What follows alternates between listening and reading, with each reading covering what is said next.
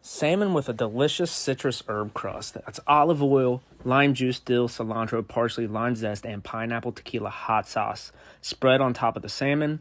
We have them on some cedar planks and rolling at 325.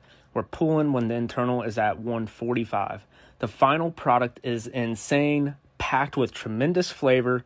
Just look how tender it came out. Absolutely money.